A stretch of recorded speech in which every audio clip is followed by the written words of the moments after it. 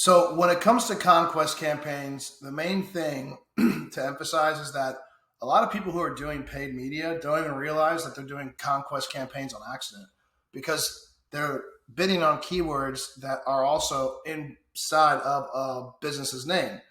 So even if you are Rooterman, if someone searches for Rooterman plumbers near me, a lot of competitors are bidding on that plumbers near me keyword. So you're going to see competitor ads show up. What happens when you show an ad for a competitor? Well, first of all, there's a good and a bad thing that can happen. One is that you can grab that traffic from your competitor that otherwise would have had it.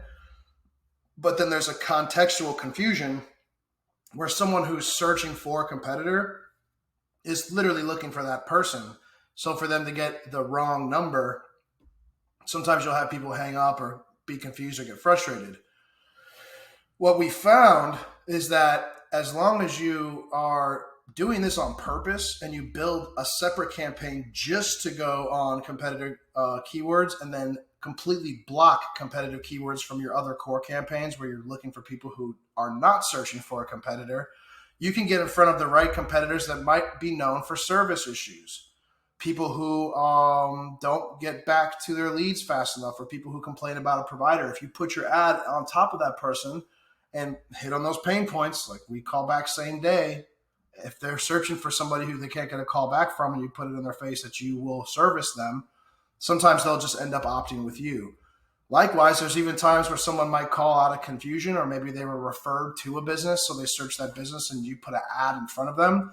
As long as you take that call and don't immediately tell them if it's like a brand specific intro to the phone call, and you say, hello, how can we help you, or whatnot, especially if you know it's a competitor lead, the best thing you can do is immediately start processing them.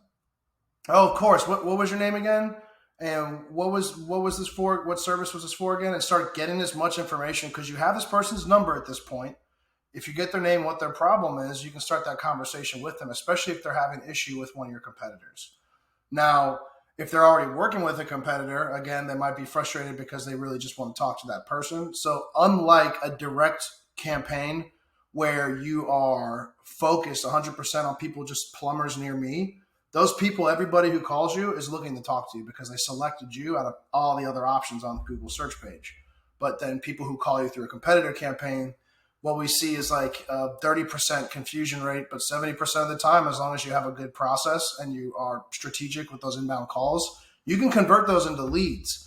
Not only was that lead not looking for anyone else, but you took that from your competitor. So essentially you've increased your revenue while reducing your competitors, which is the biggest impact you can have while trying to be competitive in a specific local region. Another thing I wanted to mention on the SEO side on search is that when it comes to what we're doing, organic versus paid, there is a huge gap. And I have two reports in the folder to show that, but I wanted to just kind of hop in here and walk you through it. If you look at Sewerman's one of the derivatives of Rooterman, but they rank against each other, they're actually competitors. Then you'll have Dr. Pipes, Rooter Hero, Papa's Plumbing. These are all big companies. And one thing that's really interesting that I saw was that Rooterman.com gets a lot of action. I think that they're doing a lot of marketing for their main domain, but they're not doing any for Muncie. And you can actually see that here is that compared to a lot of the other terms that the other pages are ranking for, we're barely ranking for any. And the problem with that is why? Why isn't this individual region, and this is not the case for every regional page on the website for Rooterman. So what is it about Muncie, and why isn't it getting enough love? And the other thing I was going to mention too, on the keyword side, on the paid side, there's only one competitor, Rooter Hero, doing advertising on Google Ads. Almost all of the other Google advertising budgets are being spent by single location plumbers or branched out location plumbers, but no big company, no big brand behind them, no Rooterman. The only one, Rooter Hero. This was by far one of the most surprising things that I saw.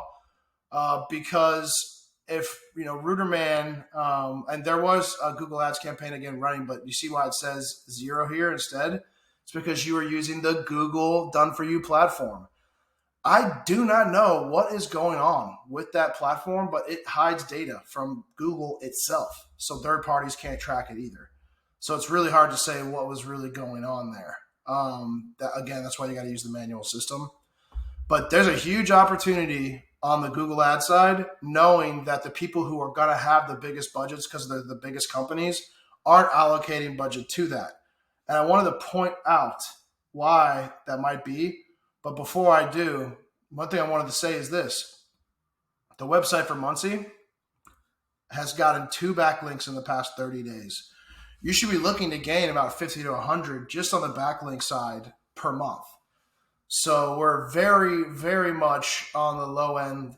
Like 50 was the goal. We're 25 times less impactful on this one specific effort for SEO.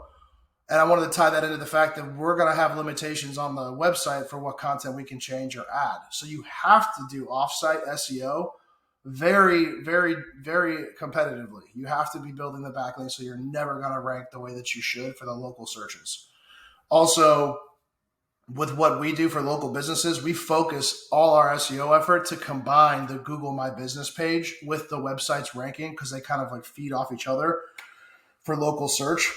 So there is an opportunity to do SEO on this page, with a further benefit being reaching out to the franchisor, hopefully, and giving them some things that they might be able to do to help bolster your regional page. Will they do that for every location? I don't know. But if we give them some good things that are simple to do, like point some more links towards your individual subpage, then we can do that. The other option is having your own website that you do complete SEO on, and then you own that, and there's benefits to that as well. It's just a different investment. You don't have to build a website if you use what you currently have, but you have to live with your limitations. So it's kind of like a pros and cons on both sides. We can dive deeper into that conversation on our walkthrough, one-on-one walkthrough. But I did want to point out that Ruderman.com is ranked well because it's a brand with a bunch of locations. Each location ranks completely differently. Muncie's not getting much love at all from any of that. So we would want to take a look at that, because the only other thing you can do for the intent-based traffic, which is people going on their phone or going on their computer and searching for a provider for plumbing, you have to pay for those clicks. So then you have to kind of look at like the cost offset. We have a revenue calculator we're going to go through at the end of this call. So if you're wondering like how much that could cost, I'll show you like what that all looks like. But that's the idea, is like there's pros and cons on both sides. On the keyword side, the one thing I did want to point out is that plumber searches are not cheap. You can see here that this individual set, these are just a few examples of what they could cost. And this is just for keywords with the word plumbing in them. But you can see here there's a lot of variations that we can go after, that since there are so many variations, they're not going to give us a bid, because not everyone is going to be bidding on something that is longer tail. A lot of people who are launching ads for themselves, they'll just put the word plumber in, or plumber service, plumber company. But there are other long tail things that we can bid on. Cost for a plumber to install water softener. This is huge. That is exactly what you would want to be in front of. And the competition's lower there because, again, it's longer tail. It's not as basic. It's clear that not everybody in the industry, not just in Indiana, but when we did the national search for plumbing, some people get this, but it's a very nominal amount. And I think that kind of factors into some contracting industries, marketing wise, are on like the lower to mid level of sophistication. Not necessarily because they don't need it. It's just like, for instance, in roofing makes a ton of money, but a lot of roofers don't know the first thing about technology on the marketing side, not because any fault to them, except for the fact that they don't live in that world. So knowing to make the button on your homepage green or red, it's not a top of mind knowledge base. So that's what's really important about what we've done here and what we can do is look at all, just for plumbing, like look at all these variations where things are not as competitive. And it's interesting, but then there's also a few things here like plumbing camera. If you search that, you're going to get some e-com, and you're also going to get some service ads. So you can see here you have some inspection, but then you also have people selling the actual parts. You can see here as well, Home Depot shows up right up top. And then you have your local listings as well. So there's like some confusion in there with what people are actually intending to search for, but you can kind of figure that out literally by just going through and searching those keywords and see what comes up. Plumbing camera is not a keyword that I would bid on for a local business. So with that being said, what I wanted to do is open up all keywords to kind of give a better lay of the land for all services done. So let me go back up here and sort this. Perfect. So what I have here is a breakdown, and I did a couple labels just as an example. This is something that we do internally. Every keyword that we work with has its own label, and we also go back and forth to our clients at the beginning very frequently, but then as time goes on, less frequently because we're dialed in more on what nuances of these keywords do we want and do we not want to target, because there's always something that a business does and does not do. Not everybody does everything. There's some nuances there. But one thing I wanted to point out is at the very beginning, plumber Muncie, your average range 16 to 33, not a cheap cost per click, but you already know your main competitors who have infinite Google Ads budget aren't really bidding on these terms. So it's not like you are going to get squashed. There is an opportunity. It's just a higher cost per click. Also, you can see here that there are some $100 top of page bids. These are broken, so you can ignore those. But let me see if I can filter out some of this. So then we have it filtered at $50 and below. So you have a lot of really unique things, like tankless water heater installation, as an example. Some of these jobs are going to net a lower or a higher amount of revenue. So that is where the revenue calculator comes into play. And we're going to jump back into the report, but I kind of want to segue into understanding the revenue calculator a bit as we continue this conversation, just so it is back of mind. And this calculator in itself, just so you know, the actual revenue tables are based off of insurance-based jobs. Typically in the contractor space that we've worked in, and this is not just for roofing, but for a lot of the other jobs that are insurance-based, is that you get that down payment, then you're buying your equipment, you get the job's finished payment, and then you get the insurance payout. So that's why there's actually a schedule of when the revenue gets received down here. If this didn't make sense, that's what this is for. So with that being said, what I wanted to walk through is how we figure out what to spend. How do you know what you should be putting in, what is reasonable? So what we do is we always look at things on a monthly basis. So on a monthly ad spend, we have $3,500 in there just as a reference. This is typically what we recommend for contractors that are going to be on multiple channels, especially in a space where the average cost per click can be, 20, 25, $30 a click. You don't want to pigeonhole yourself with a low budget. It almost becomes irrelevant to bid on those terms. Likewise, there are ways to get cheaper clicks, but it's better to have a realistic expectation when putting together a projection versus trying to base a projection off of some nuance where we get a $1 click, because also nuances aren't volume. There's no market where it's just all nuances. A lot of the time people want a specific service, and then from there, like the waterless heater installation, some of those nuances are a little different. So with that being said, also monthly management, this is what our minimum is for charging. It varies based off of who we work with. So there's your expenses total, right? This is your expense column for the year. Now you have your average cost per click. $20 cost per click. With that budget, that's how many clicks you're getting.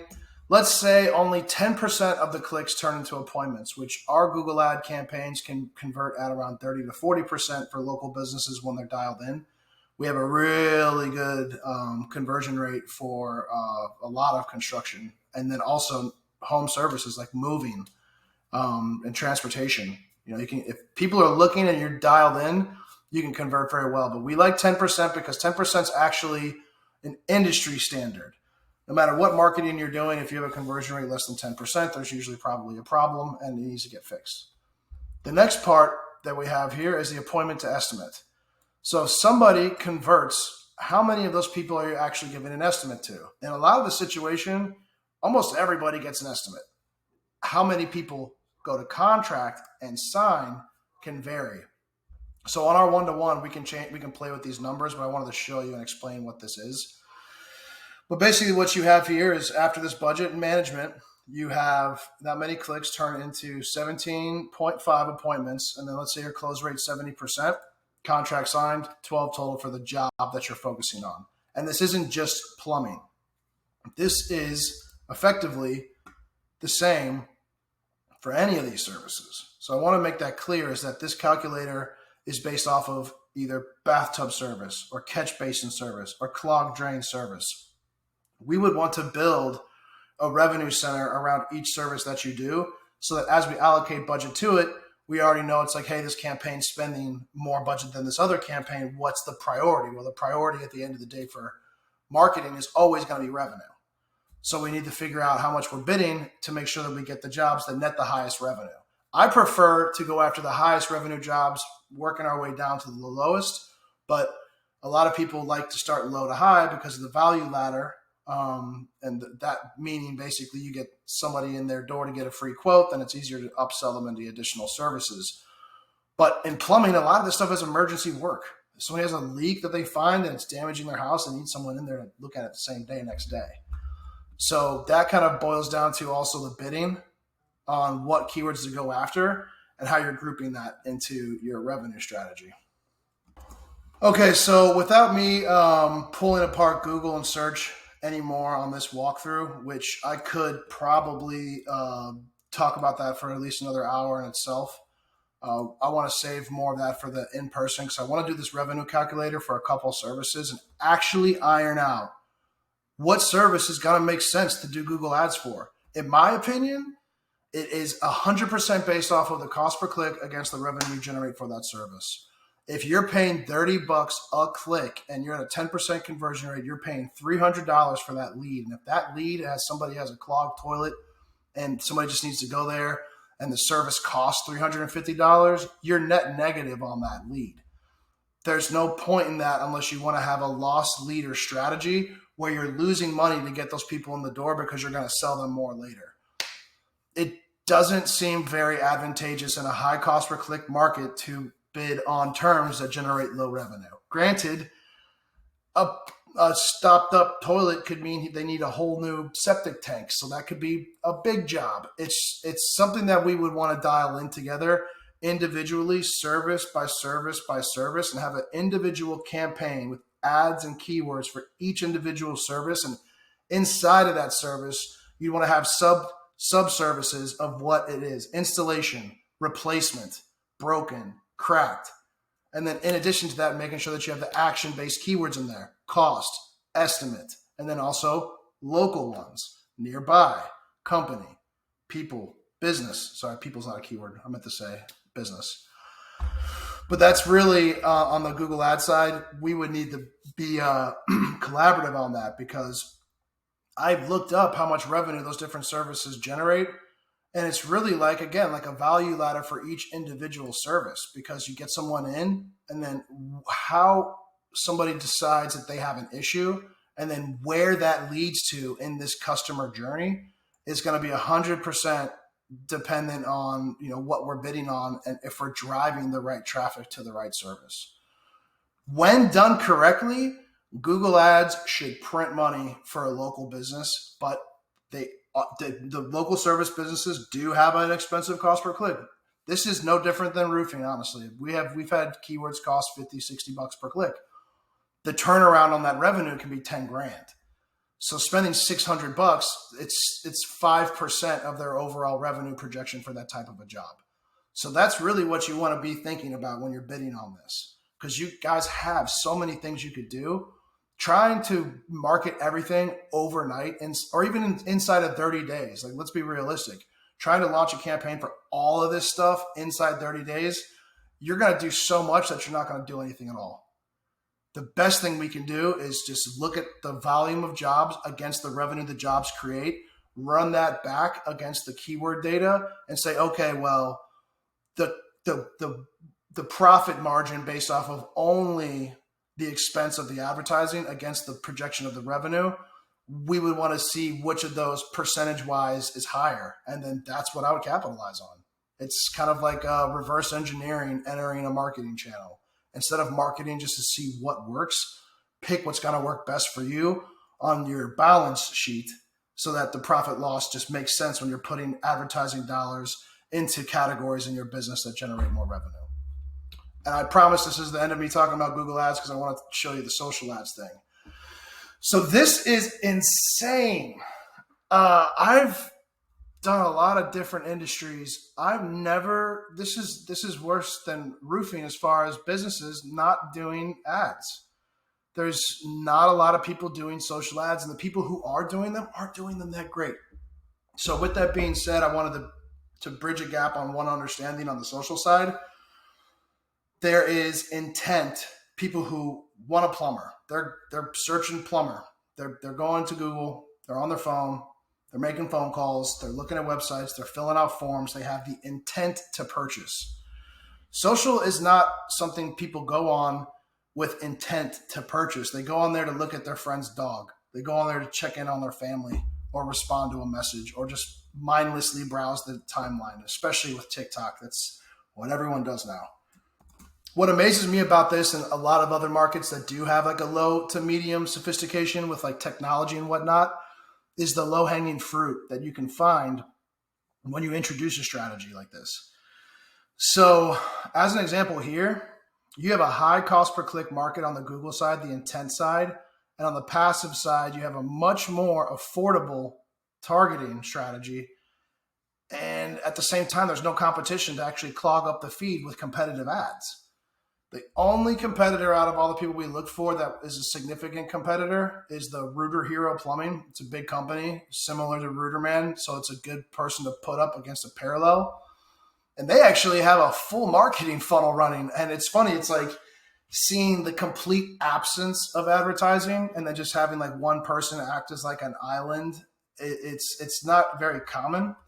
But what you can see here is they actually have the top of funnel. I'm sorry, I meant to modify that.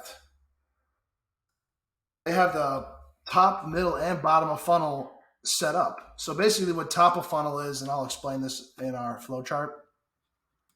One second. So this is top of funnel. And in the top of funnel, you have post engagement, brand awareness, reach, video views. And one thing that other people can do, which I don't really recommend because it is honestly not the best approach, but they're doing it. So I want to make sure that we highlight it, is that they just have a like page campaign. Not very effective. If anything, this is something you'd want to do with someone who's already engaged with your company because them hitting like is like super easy. They already know who you are. It's very cheap to do a like campaign at like middle or bottom of funnel. At top of funnel, you can get some likes to the page, but I mean, and the ad itself, it doesn't look terrible, but it's not the best strategy. Copy's weak. Phone number's not there. This is also a dynamically generated ad that they're using, which remember how I said with Google, build everything from scratch. Do not use their automated systems. We don't even know what this ad is supposed to say.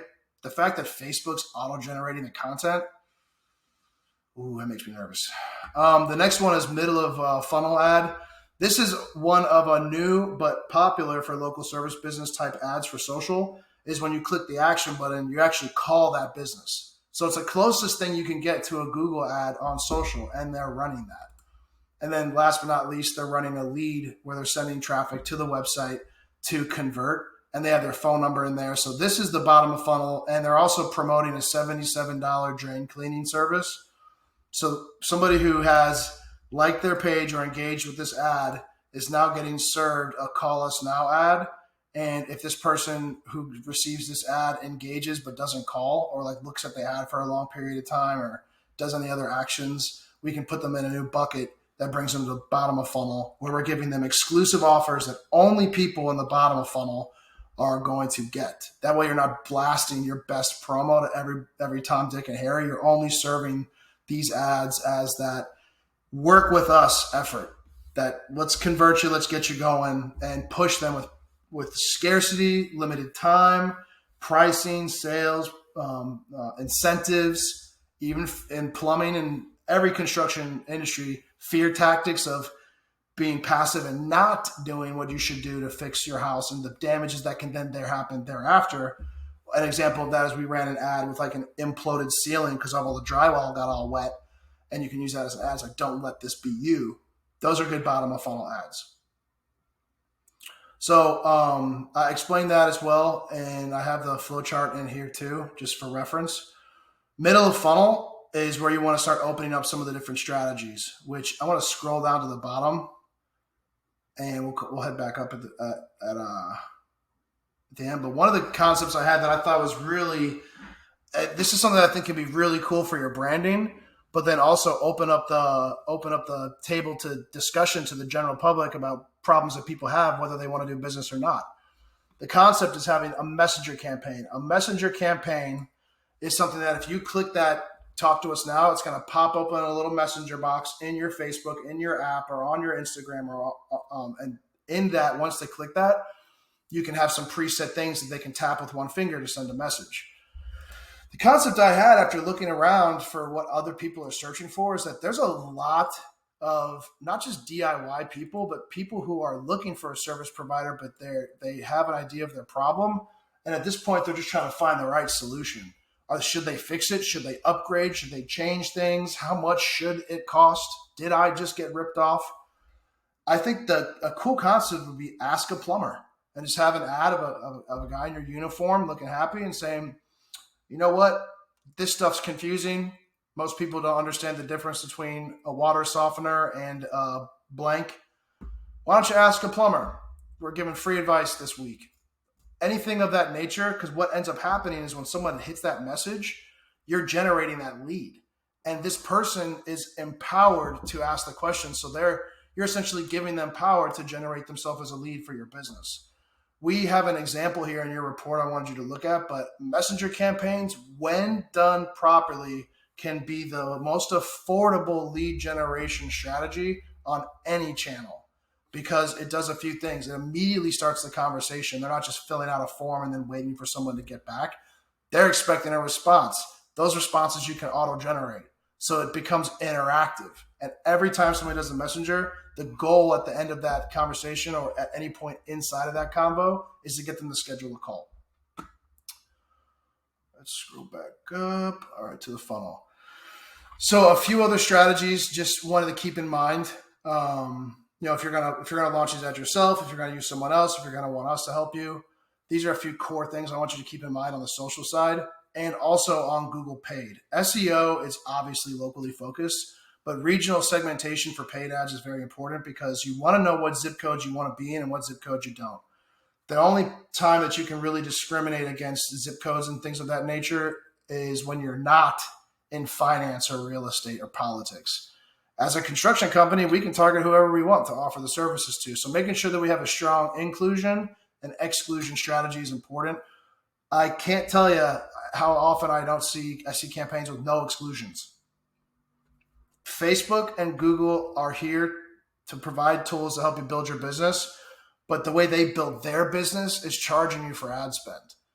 Do not be reliant on any part of their system. Even the manual build stuff, we have to go in and set settings against it to prevent overspend, to prevent wasted spend. It's the nature of the beast. It's not your playground. You just have to figure out how to play in it. So the demographic targeting is another one of my favorite ones that a lot of people don't really do, is age range and gender segmentation based off of messaging. This is really the breakdown that decides who to target. But if you just target anyone that's like 30 years older to 65 plus, you're doing it wrong. You're doing it wrong. Everybody in those different brackets you can look at the Census Bureau or like the economic impact of those different age brackets. People between the ages of 20 and 30 right now are not spending a lot of money, reasonably. So with that being said, how you would bid on that segment versus how you would bid on the next segment.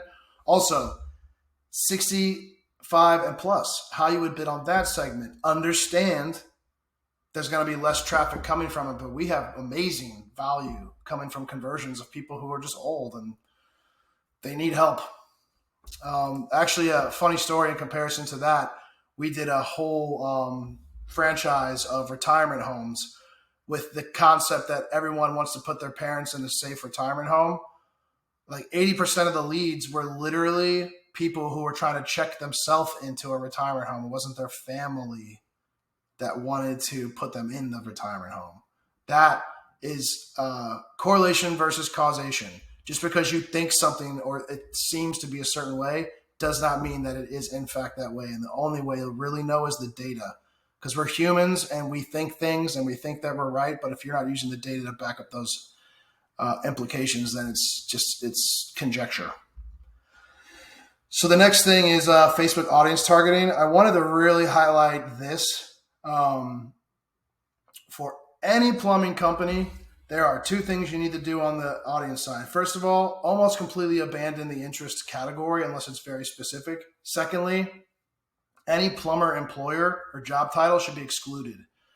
Make sure other plumbers aren't seeing your ads. What's the point? Unless you're doing a B2B concept. And to kind of emphasize that a little bit more, we also have third-party audiences that we use that we get from different data brokers, allowing us to find people that have acute problems. There are home improvement sections in that.